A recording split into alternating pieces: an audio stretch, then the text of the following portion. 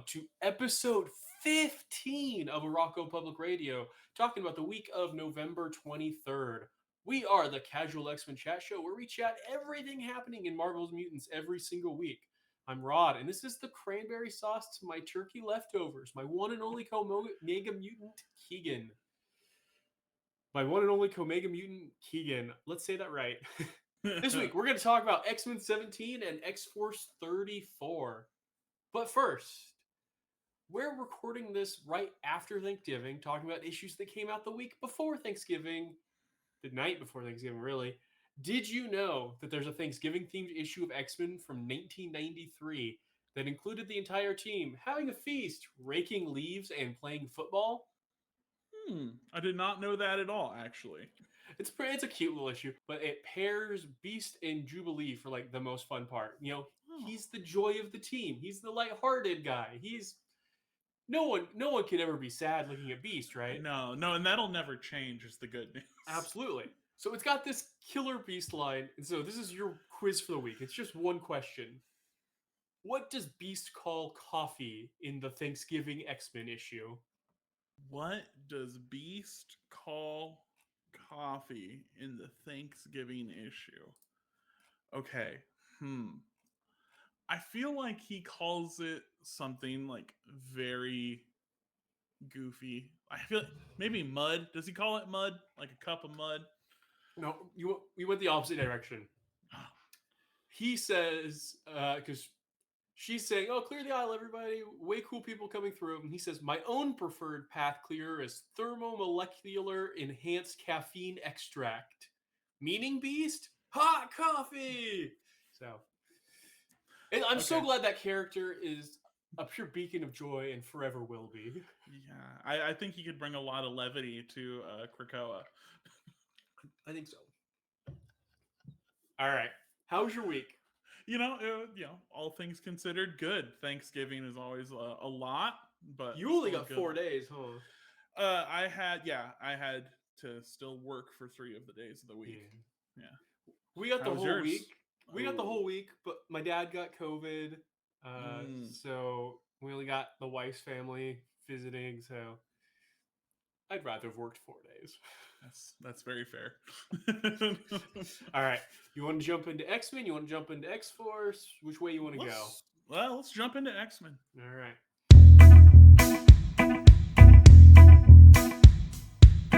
X-Men number 17. It opens with Sync getting a frantic call from Jean Grey, who has a tear rolling down her cheek asking him to come join them at the vault.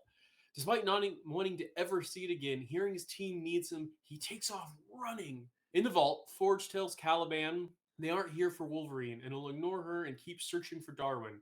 Caliban protests and Forge momentarily puts him to sleep before regretting the choice and apologizing. I should clarify by Caliban, I mean the vest he made with the consciousness of Caliban. uh Vest suit. I don't know, it's more than a vest, I guess, but whatever. The thing, the harness thing he was wearing. Caliban protests. Forge momentarily puts him to sleep. Regrets the choice. He apologizes. They debate if Caliban's powers are a gift or a curse, but then they're interrupted by Serafina, that child of the vault who we've seen following him. That I thought was Darwin like two and a half Right. issues ago. I said, "Oh, was that Darwin?" And I totally went right over my head. Forge gets knocked out by her initial attack. So Caliban and Serafina have a short conversation where he explains why they are there. And then Forge wakes up and they brawl. Forge takes a throwing knife to the chest, though through Caliban, and tries to send out a mission failure beacon. Serafina then asks Caliban why the X-Men had saved her from Orcus back during Hickman's run. And he explains that's what the X-Men do. They save people. After a tense back and forth about the creation of the vault, Serafina says she'll let them go and that her and the mutants are now even. Forge pulls the knife and seemingly passes out. He wakes in what seems to be a dream, but it's actually Darwin's consciousness. He basically explains he evolved and adapted over the years, eventually uploading himself into being pure data. He's fine, but he can't leave the people who live in the vault behind. Forge wakes up and tells Caliban they're taking Wolverine out. Back outside, Sync arrives, expecting a fight, but is instead greeted by Cyclops, who warns him old woman Laura may need some time. But they immediately embrace for the kiss heard around the world. Forge destroys the Caliban suit, but then goes and meets up with the real Caliban to recap what happened and apologize. In a data page, we learned that his first Cerebro backup after getting out of the vault had an unfathomably large extra set of data that was gone the second time it checked. The Laura sync scene made me cry Love. like a little girl. Yeah, absolutely. Made me so happy. The delivery of that was perfect too because it had that like bait and switch where Yes. like I thought they really were calling because they'd ended the last issue with Gene saying, "Oh, we need him back on the team." So I thought maybe it was going to be a second breakout, or I wasn't expecting it to immediately be a happy ending. So that was nice. Yeah, that was nice that it was a bait and switch of the pleasant variety. Yeah, for once. I will say I'm pretty sure with one issue now to wrap up whatever the old Laura story is going to be. So I think 2 issues from now we jump into the Captain Marvel crossover and then presumably build up to Hellfire and Fall of X. And I sure wish they'd given this breathing room. Yeah, like how can they wrap it up in one issue? Does she get her own backups now? Is Cerebro going to recognize them as 2 separate entities? Right. Oh man, this is one of those diverging timelines kind of headaches. Yeah, yeah, and one that they have to actually solve. Like a lot of times with time travel stories, you could just sweep it under the rug, but this is 2 characters that are existing right now that we need to acknowledge within the rules of Krakoa. And actually, on that note, did you notice they fixed one of my original pet peeves or Which one was rants? that? Okay, so Forge says in his monologue, he says, "I thought the 5 only accidentally resurrected 1 mutant, not 2." So they're acknowledging that was Darwin we saw revived. That you were like in the background of that like one panel. Yeah. Now Yeah. I still have a suspicion that Dugan originally forgot about that, and that Yeah. this is them cleaning up what people have called them out for on the internet. Mm-hmm. But I thought it was nice of them to acknowledge it. It does do something interesting, and I don't know if we want to finish the lore conversation and then go to what's weird about it. Um,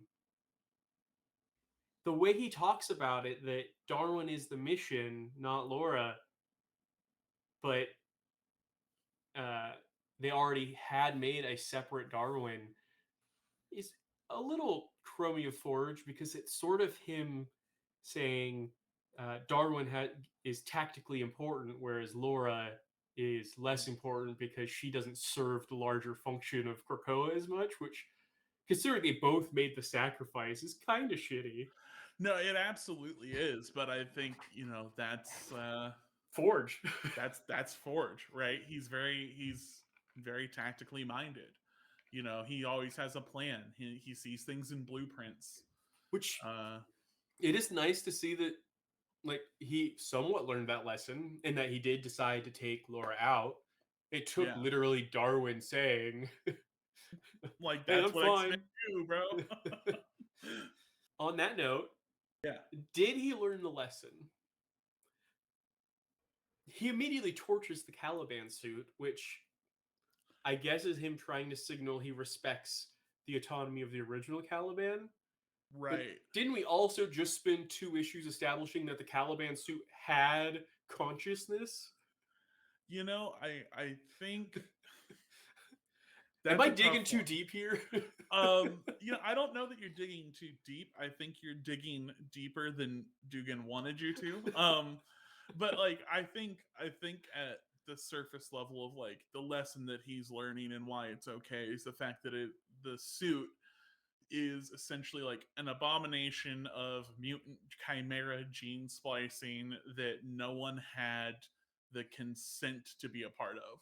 See, now that gets into a fun Star Trek moral dilemma because does the does the crime of murdering the sentient thing that got created without consent fix the crime of creating it without consent? Becomes like the moral debate there. I mean, Am I I dig? I might be getting way too serious about the so Caliban suit. Maybe it I wasn't guess truly sentient, but I mean the question, like, it can be turned on and off, right? So if it's turned off and it sits in a warehouse for the rest of time, is that any different than it being destroyed? I think, right? Because one can assume that when it is turned off, it can't do anything because it had to, like, the suit, right? Because, like, Forge had to turn the suit on to apologize to That's suit true. Caliban. And he still has to apologize to real Caliban as well. Or, mutant non-suit Caliban. That still to me is a Star Trek moral dilemma No, because absolutely. Well, because I you got the guess same thing with like sentient AI because right. it's got an off switch, does it no longer have sentience? I Or if well, we yeah, and if I we mean, made if we made a clone without consent, like if I made like a second, I don't I don't know, yeah, a second Keegan. If yeah. I made a Keegan to host on the days you're busy, and you said, "No, man, that's my DNA," but then I made it anyways, would I be more right to like be Right. second Keegan or not? That is a I mean, really it's weird question. it's a weird question because also, like, okay, so you just exist forever in a way that can only be used by others at the permission of others as suit form. Like, I don't know. Is the suit form limited to that though? I don't know. Like, We'll like never. I assume that's the easy answer is that Right. it wasn't fully completely sentient, that it was just a suit that had a portion of his personality, and so it like was no harm, no foul to turn it off. But I, I, I don't know that the conversations they had implied that for me, but maybe, and maybe Hmm. I'm just being way too ornery about what was actually a really fun issue because I'm loving this arc. I wish this arc was going longer. I've really enjoyed it. So, I had a lot of fun with the arc as well. um, okay. So that extra data at the end. Yes, Do you have theories? I And if not, do. I have two options for you that it seems most people will agree it's one or the other. Right now, okay. Looking here, do they say how large a normal backup is? I I don't don't think see they ever one. give us bytes for the normal, but the scale it implies the scale isn't just like an extra person. It makes it sound like it Right. is much more than even the helmet could hold. Kind of. So that was my theory of that, was the fact that Darwin didn't just create like a universe kind of thing in Forge's mind. Like, Darwin very specifically created Forge's future Krakoa model, Yeah. and I think it's a second Krakoa. Okay. Like, I like it was that. all in there, all of this Forge's ideal Krakoa. So Darwin at one point says something about like I can be anywhere at once, or I can be multiple places at once. I don't have to be tied to one spot. Mm-hmm. So my mind immediately went to yeah, it was a portion of Darwin's consciousness, or yeah, his master plan. It was him uploading something. Um, I've seen a lot of people positing, and our buddy Joe was actually the first one who said it to me, and I've seen other people talking about that it was Serafina uploading, Mm. uh, like a Trojan horse type of thing into either Cerebro or just the larger internet as a whole. I could see it being either of those. Like obviously Darwin is the happy Right. option, and Safina's the dark option. It would kind of make sense as kind of a dark flip of the kind of trick Forge would pull for someone to pull it on Forge. Like, I think that's the part that kind of makes me want it to be the Seraphine option. Like, once Joe brought that up, is the sort of irony of Forge falling for that kind of a trick. But that's totally the kind of crap Forge pulls on the daily. So That is true. Absolutely. I still gun to my head. I think it being a Darwin plan is much more likely, but Hmm. both made sense to me. Yeah, I can see both being correct. I'm hoping it is, closer in line with what I'm saying, but that's just because I like Forge. I think this arc really shows Forge is going to be front and center for a while. This Which is. I am for. It seems like we're both kind of lucky. I got my Sinister centric stuff for the first half of the year, and it looks like probably the back half of 2023 is going to be Forge Town. So Hmm. I really like the way Old Wolverine is drawn. Like, Yes. if they keep her around, which it's hard to guess if she's going to be a part of Carco going forward or not. I know they always whenever they bring in a second version of a character, they find a way to get rid of them eventually. So it'll be like Old Man Logan. We'll get her for 2 or 3 years if she's here. But I love the addition, and I think her and Sync make a great pair, and I hope that it lasts. Yeah, I just it would be nice to have her around and for Sync to have some joy in life. So we are almost at the half. If we get a new X-Men team at the year mark, just like we did this year at the gala, we are one issue away from the halfway mark on this team. So have we seen the end of Havoc as an X-Men? Like, was that the entirety of it, you think? Interesting. I don't know. I feel like Havoc will be back to some extent. Oh, I think they're going to follow up on his newfound reignited feud with Cyclops. I'm just curious if he'll be an X-Men anymore, or if he'll be more of a semi-antagonist. Like, I don't think he's going to straight up fight the team or anything, but I'm wondering if he'll be a thorn in their side going forward. I mean, he might come back and be. I'm not a huge fan of using this reference, but he might be like the Jane Cobb to Cyclops' Malcolm Reynolds. I could see that. They work together because they have to, and they know that they work well together, but they're not particularly pleased about it. I could see that. I liked the like teenage drama of them fighting, so I'm hoping that comes back. I don't know that I like us knowing they redo the teams at the 12 issue mark, Yeah. because once you have like a 3 issue crossover that's with Captain Marvel, and you had the Judgment Day tie-ins, you start adding those up and you're like, oh, we only have 2 issues left to figure out this team, and then we're gonna have a new team again. Yeah, like I don't like it for the fact that we do lose a lot of time with those events. However, I do like the idea of switching it out and get new people in every year. Stuff like keep forcing it to stay fresh by the design. I don't think that the year turnover is too often of a turnover. I just wish they let those 12 issues stand on their own more. Mm-hmm. That it wasn't constantly crossing over, because then they don't get like it. And I didn't feel this. I'm feeling it more this year. I don't think I felt it as much with the first Dugan team, and I definitely didn't feel it with Hickman's team, because that wasn't even really an X-Men team until Exosaurs. It was just called X-Men and was just about the crew in general. This dynamic is so good, and so it's Yeah, really hard for me to not see them get to interact more. I don't know. I think part of the problem is too is like we had the really good event with Judgment Day, and like it worked for that. But now that we've wrapped that up, on the horizon we have a million more events. Like Does this tie in with Dark Web? I know there are X-Men tie-ins with it, I think because then we're might. done. Like Dugan. Now I need to look. The next issue might be a Dark Web tie-in, I'm thinking. No, next issue is Sync Centric, which looks awesome. That cover is glorious. It's Sync with the Wolverine claws, Oh hell yeah! and then it gets right into Lord of the Brood. So yeah, no, this book doesn't tie into Dark Web. So it's must be other X books that do. That you know what it is?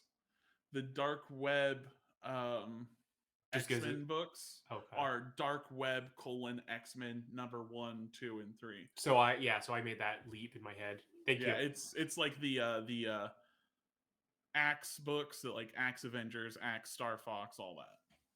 I'm totally okay with that. If the only way Dark Web ties into the X-Men is in a special miniseries that doesn't interrupt my ongoings, I will take that. I will take that in a heartbeat.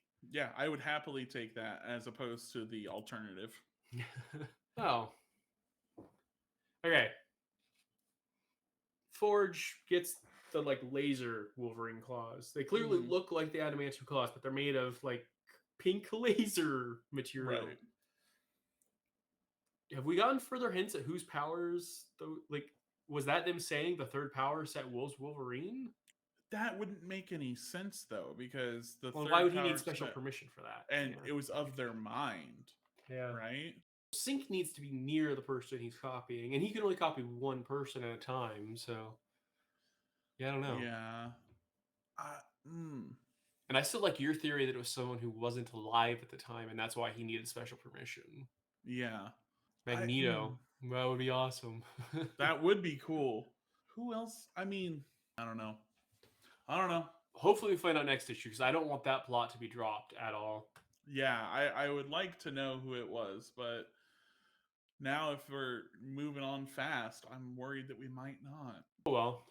Either way, I'm loving this book. It's Yeah. still a tier below Red and Immortal, but I'm glad it exists. I'm glad it's in the line. I would not trade this book for the world. I do really, really have fun with it. And it's got a lightheartedness that those two don't have. So it's a valid addition to the flagships. I agree. I like it a lot. I enjoy it every month. X Force? X Force! X Force.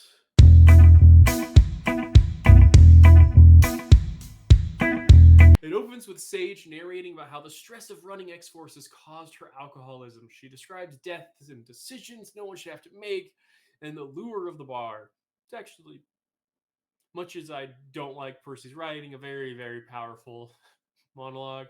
We then jump to the pedal processing plant on Arakko, staffed by multiple man dupes.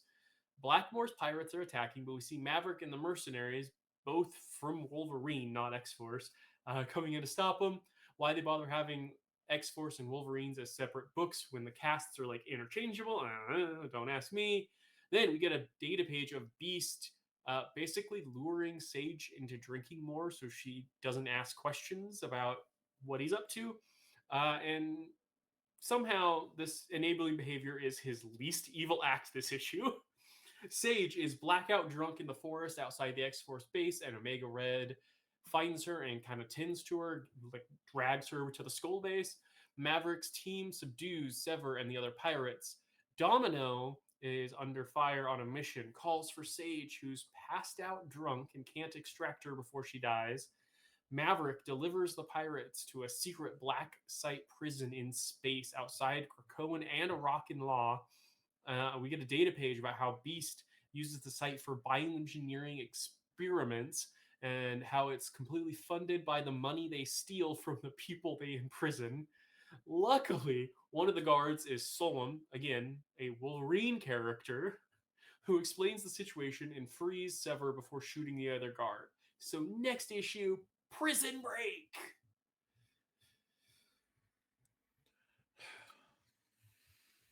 I just one of my most like hated like literary criticism things or like is people like, oh, they're making that character into a Nazi. Oh, that is something like that's very SS or very Hitlerish. He's literally running black site unregulated prisons to experiment on like implied innocent prisoners. It's, you know, yeah. I, I don't like to draw that parallel for no reason, right? Absolutely. Just someone being mean or someone being tyrannical is not equivalent. Like there's a special level Yeah. above normal villain tyranny. There's a special level above normal villain tyranny that would qualify that, and it's often way overused as a term. However, I don't think the comparison can be avoided at this point. yeah, it's very, oh, I just it bugs me so much, and like, you know, we've been waiting for them to like deal with the Sage alcoholism thing for so long, and like I hate admitting this, but it was done really like in a good way here, I, like addressing it. I don't like the choice of where they're taking Beast. This was probably the best issue of like Percy we've read. I really actually enjoyed this for what it was. Like I had to get over my hatred of the choices they made, but this was really well executed. Yeah, And I really hope Joe of X skips this one so he can't gloat it over me because he hits me every week with his liking of the Percy stuff, and I like usually can counter it with no, that was BS. I hated this. I hated this. I hated this. I yeah, liked this.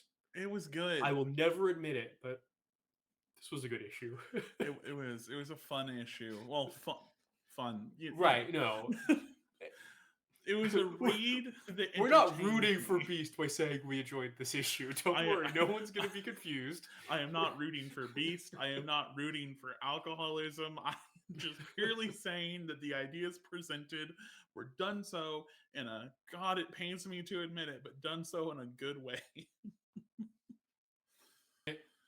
It could be that our bar has just like we lower like because of how much we've hated it, and so it's making it easy for him to exceed it. But no, if every issue was this level of, I want to say cohesion, because as much as I rant about that it's stupid that they're pulling these plot threads from Wolverine, they're done in a way that I enjoyed. Like that was the best use of the pirates. Like how long I have we been dealing with Blackmore and his pirates? And I was actually interested right. in them here. And that's, you know what I think it is? I think that's what our biggest problem actually is. It's not Percy and the way that Percy writes. It's that these With Wolverine's inner monologue, for me it is a little bit. But go on. sure, yeah, okay, I'll give you that, but it's the fact that it's spread out against two books when it's really barely enough to warrant a book. You know what I mean? Like full story wise. So it's so much extra nonsense that I Yeah. just don't care about. And if you were able to, because they're all in the books anyways, just put the two together into like make it a one by monthly book.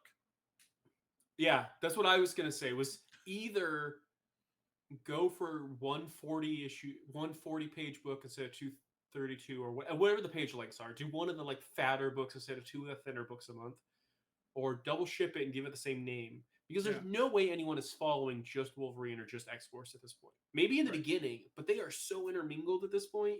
You can't follow just one.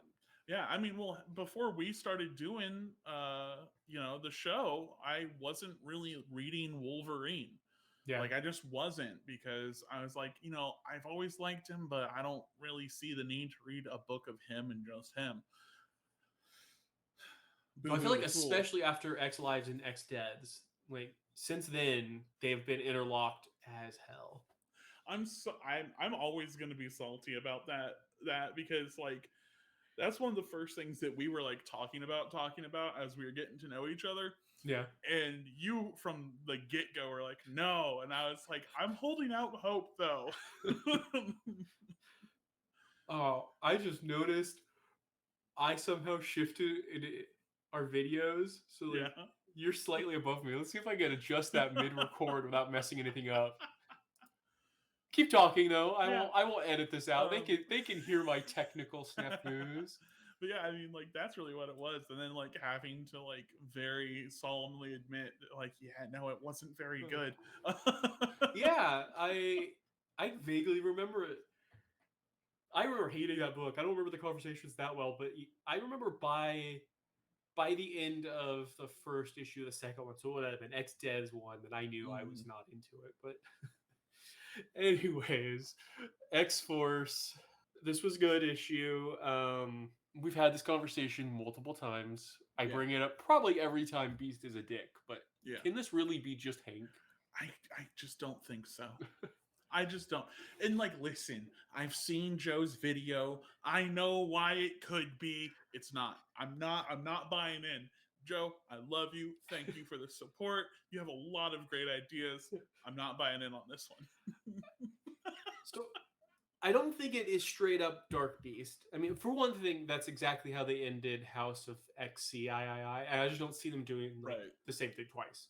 But I don't think you're limited to just one doppelganger of a guy. Like, if, I, I mean, unless even if they don't pull that like escape shoot right away, I feel like 5 years from now, looking back, that's the only way they're ever going to be able to just sweep this under the rug, is yeah. to have said that wasn't really him. Mm-hmm. Yeah, I mean, unless XCII was like really telegraphing it that hard, but I don't see that. Well, then I just Dark Beast is kind of, he's a remnant of the Age of Apocalypse. I just feel like he's got too much baggage. I Mm-hmm. feel like they would just go with either he's a corrupted Krakoan clone, or he's been I don't know, sinistered somehow. Like there's Right. multiple ways they could have either had him be corrupted or be replaced, but it just doesn't make sense to me that this could be that guy. But Right. I agree. we talked about the Sage stuff, how hard that hits.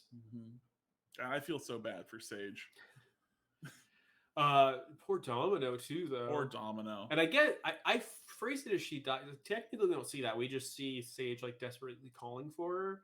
I, Yeah. it would be more interesting if she survived. Then, because she can confront Sage over the alcoholism. But I guess we'll see where that goes next issue.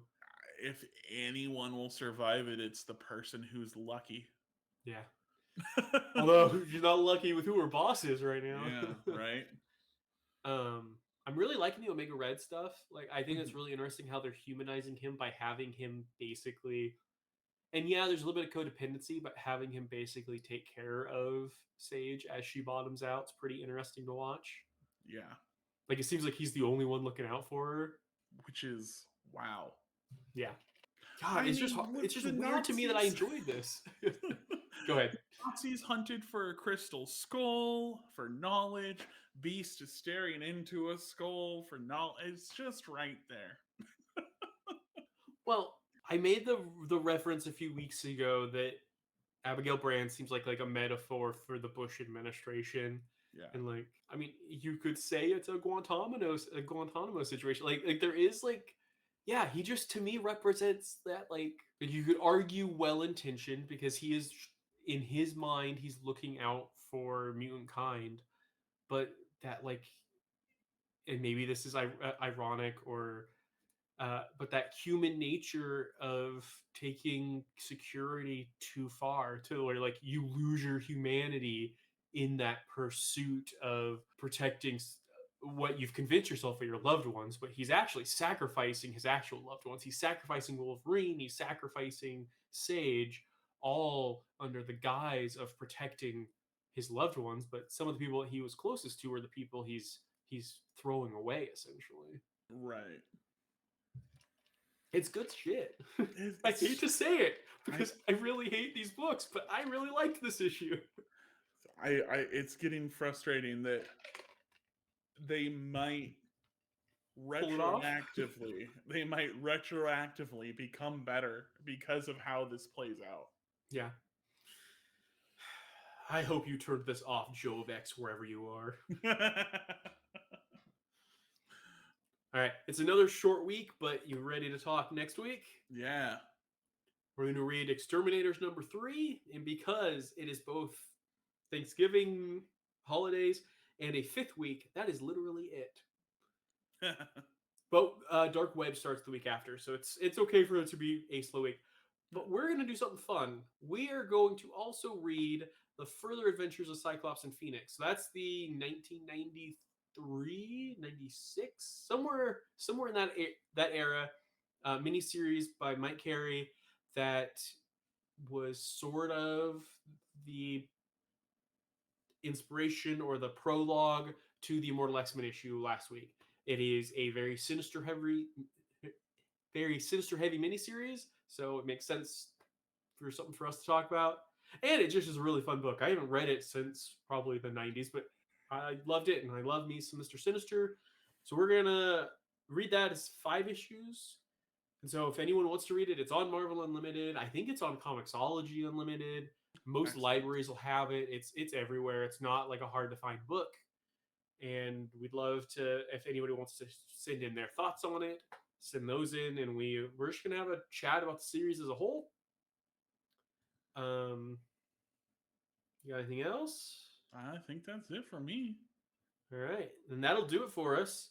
Make sure you like us, review us on all the places, follow us, and if nothing else, tell a friend who you think might enjoy it. I'm that nerdy Papa Bear on all the socials, including now Hive, where I had to drop the VAT. So if you need to find me on there, just nerdy Papa Bear.